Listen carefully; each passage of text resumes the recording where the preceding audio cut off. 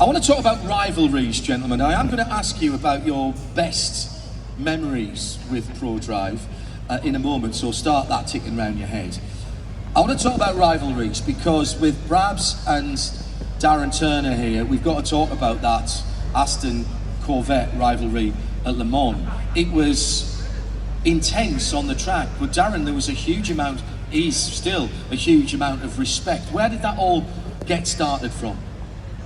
I don't know, to be fair. I think I just followed what the older guys were doing in terms of they seemed to like the Corvette guys and racing against them. And I think it was always a case of, you know, when the team was out in American Le Mans Series, Corvette were very welcoming to the competition. And I think especially with the 550 and then the DBR9 as well, they enjoyed the fact that they were up against the best from the UK.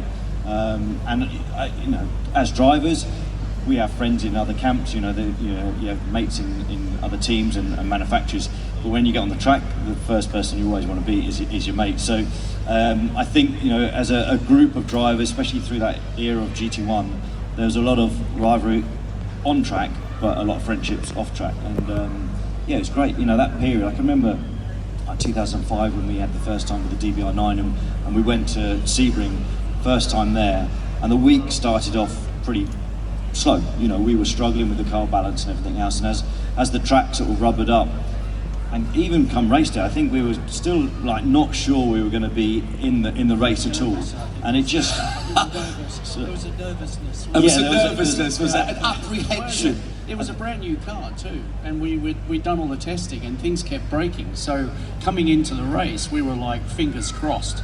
You're talking about Sebring. Yeah. And you go to Sebring, which is a car killer, let's be honest. It's the bumpiest racetrack in the world, believe me. I mean, yeah. It's like driving on corrugated iron, it really is. But that competition we had, and we won, you know, first time out with the DBR9, and it was a fantastic victory, a surprise as well.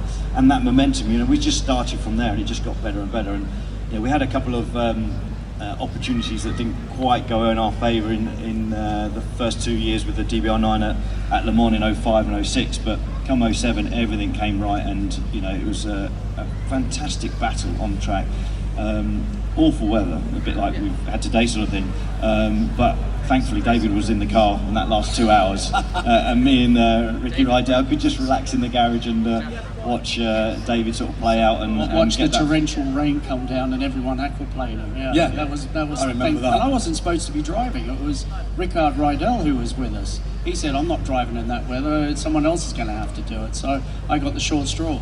There's a great image of that winning car from Rickard Brabham and DT over at Neil Gardner, NG Auto Art, which he's managed to draw within the boundaries of the Le Mans circuit. It's an original over there. Go and have a look at it. It's absolutely superb. Brabs, of course, you came to this period after having won Le Mans overall. So what was it like? No, before.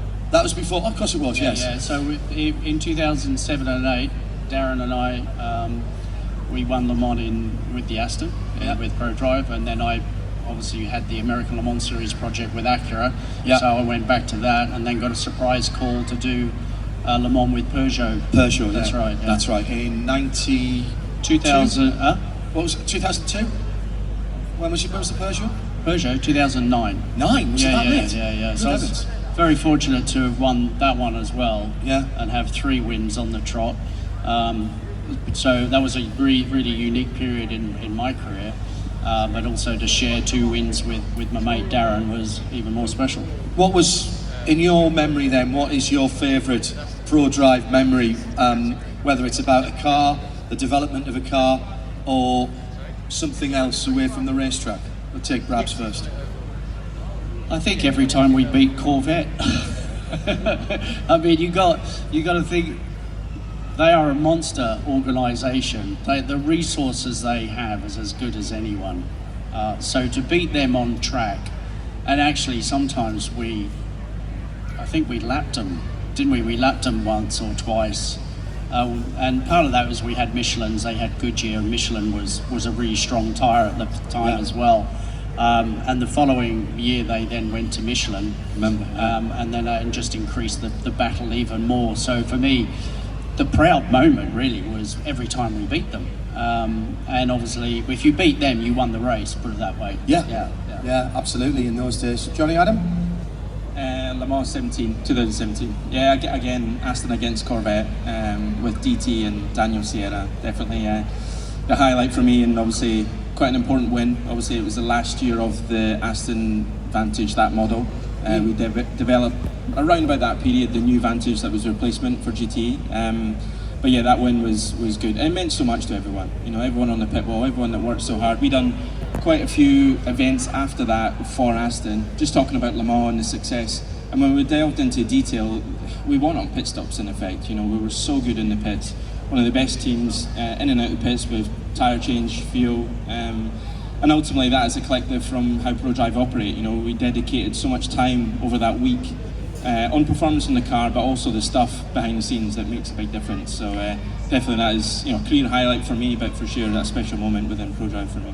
Explain why Le Mans is Le Mans, Johnny. It's just such an iconic, it's one of those races that you have so many people there. You know, you have 250,000 people. It's an atmosphere. It's an atmosphere you don't really get elsewhere. And it's one of the biggest races in the world. It's an iconic race. If you speak to a fan and you mention Le Mans, they'll start to realise how big a race it is, you know. And there's so many brands that do it, so many drivers want to achieve that race. And it's a hard-fought race, as 24-hour races are, but definitely it's the pinnacle of our sports car calendar, you know. You're not going to hear any argument from me on that, obviously. Darren, we'll finish up with you and your best memory of being part of Prodrive. Is it a Le Mans memory or is it something else? No, I'm going to stick with Le Mans. I think I'm sorry, I could make something up, but it's one of those things that it's so special in any driver's career to even get to race at Le Mans, and also to do it with a brand like Aston Martin, and to be with the team with Prodrive there. It's so good. Like that whole week you're there, it's a magical journey. There's a lot of pressure, but if it's stand out, then I have to go. It's like actually 2007 and 2017. For various reasons, 07 it was our first win, my first win there, in a great car, the DBR9 GT1. It's always going to be my favourite car. But 2017, everything was perfect in terms of the three drivers, me, Jonny and Daniel. We all got something significant from that race. It was the last, as Jonny said, it was the last year of that particular car. It won pretty much everywhere else in the World Endurance Championship, but hadn't had the winner at Le Mans. So it was, I think, for everyone at Prodrive, it was really important that we had that win there.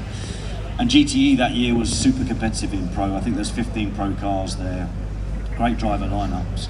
I was lucky enough to get the job of doing qualifying, so really happy I got to do that.